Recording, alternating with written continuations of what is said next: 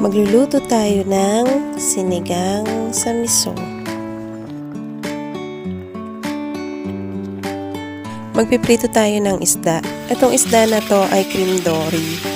Nilagyan ko lang to ng salt bago natin iprito.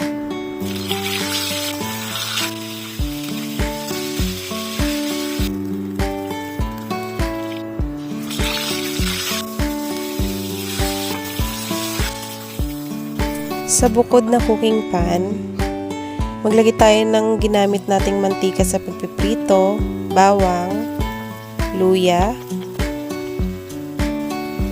sibuyas, at kamatis. Igisa natin itong mabuti. Isama na natin sa gisa ang gabi. Ito yung miso. Isama na natin siya sa paggisa. Igisa natin itong mabuti. Pag medyo nadadry na, lagyan natin ito ng konting tubig.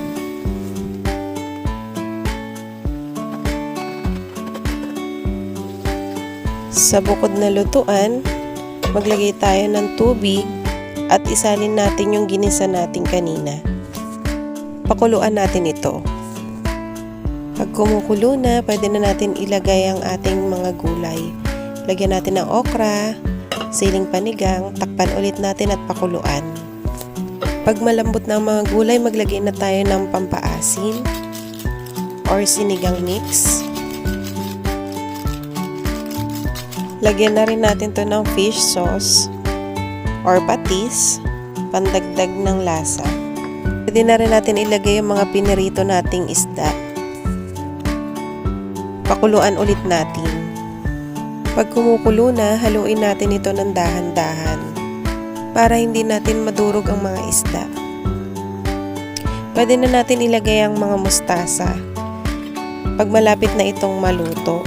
Sandali na lang natin ito papakuluan para hindi ma-overcook ang mustasa. At eto na, luto na ang ating sinigang sa miso.